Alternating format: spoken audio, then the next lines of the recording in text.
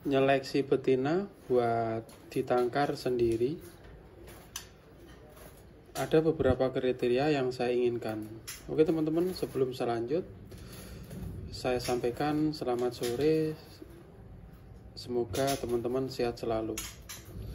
Oke, langsung saja. Jadi yang pertama, ini kalau saya sendiri menentukan jenis apa yang saya tangkar.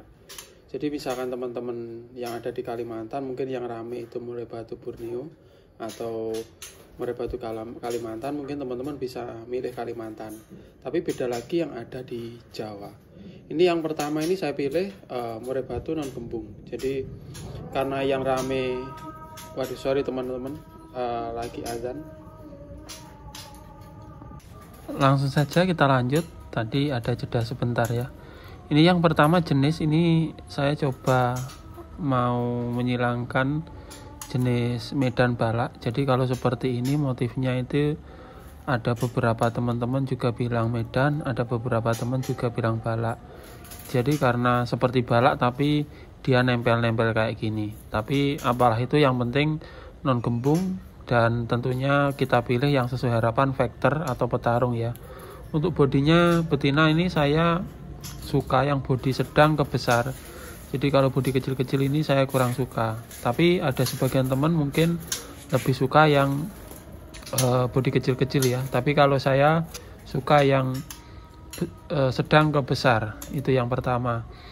Terus selanjutnya ini saya menentukan pengen janda atau perawan kayak gitu. Jadi ada kelebihan kekurangannya. Kalau di depan ini adalah perawan ting-ting. Ini kelebihannya yaitu sekali produksi dia jangkanya lama karena masih muda. Jadi kalau kekurangannya ya mungkin kadang-kadang menunggu agak lama ya, karena dia masih perawan, masih belajari. Tapi itu semua ada caranya tersendiri. Kalau misalkan janda biasanya cepat bertelur, tapi kita harus hati-hati carinya itu harus istilahnya dari orang yang terpercaya. Karena apa? Untuk janda sendiri ya kalau pas itu cepat produk, tapi kalau salah misalkan dijual karena bermasalah, mungkin buangi telur, lemak kayak gitu, itu terapinya akan lama lagi kayak gitu. Jadi ini masih pastol ya, masih pastol. Ini saya rasa nanti kita jemur-jemur, kita kasih for breeding, nanti mungkin hitungan beberapa minggu bisa kita masukin kandang ternak.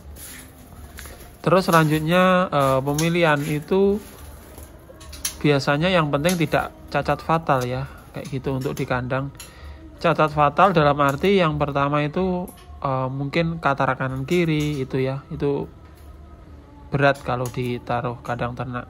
Jadi yang pertama itu kita pilih tidak cacat berat. Kalau misalkan kuku hilang, jari putus satu, itu nggak masalah untuk perawan sendiri kayak gitu. Jadi kalau misalkan dia telo, terus mata katarak kayak gitu, terus kurus, itu ya penyembuhannya agak lama ya teman-teman, seperti itu. Jadi yang penting tidak cacat fatal udah biasa. Kalau misalkan berlemak bagaimana untuk perawan? Ya gampang sekali, sambil kita nunggu birainya biasanya saya lakukan penjemuran untuk pemilihan betina seperti itu. Terus kalau misalkan teman-teman kemarin ada yang tanya kalau jantan bagaimana, kita beli produk tapi dia berlemak kayak gitu. Ini kalau saya sendiri ilmunya ilmu sabar. Dalam arti kita jemuri, kita rawat dulu supaya lemaknya berkurang. Kita sabar sebentar, nanti kalau udah lemaknya berkurang sambil dia adaptasi dengan udara sekitar atau lingkungan sekitar, ini baru saya masukkan.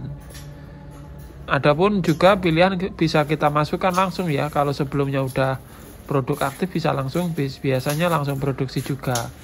Nah untuk penghilangan lemak nanti kita lakukan ketika burung tersebut mabung atau setelah selesai mabung. Jadi ketika mabung kita keluarkan. Nanti kalau udah popok kita jemur-jemur, kita ulangi lagi penjemuran seperti di awal tadi.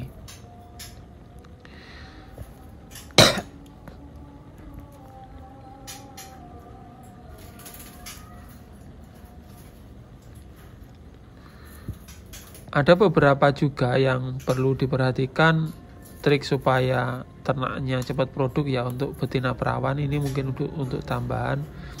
Itu yang pertama itu saya lihat di perutnya.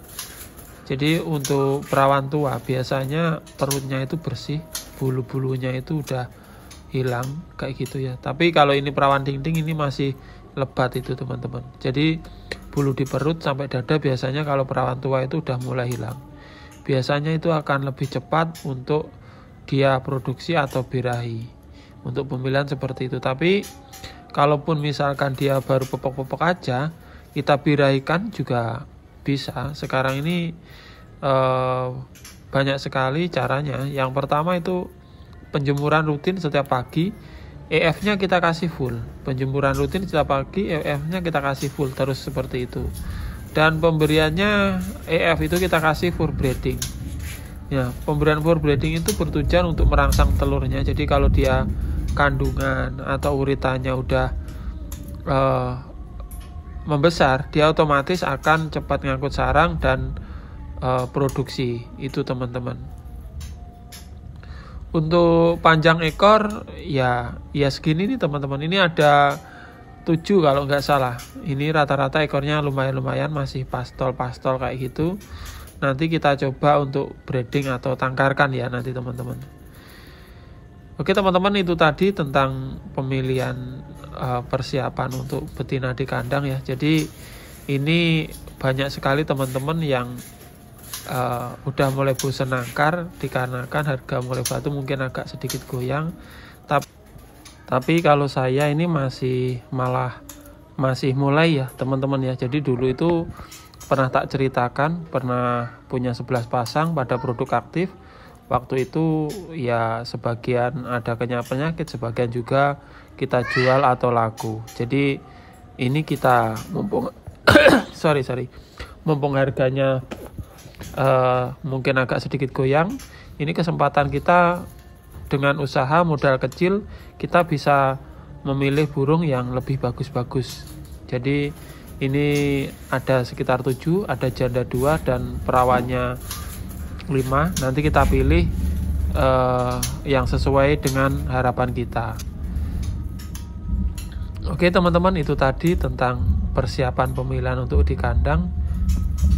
Jadi sekian dulu videonya, semoga bermanfaat. Salam satu hobi.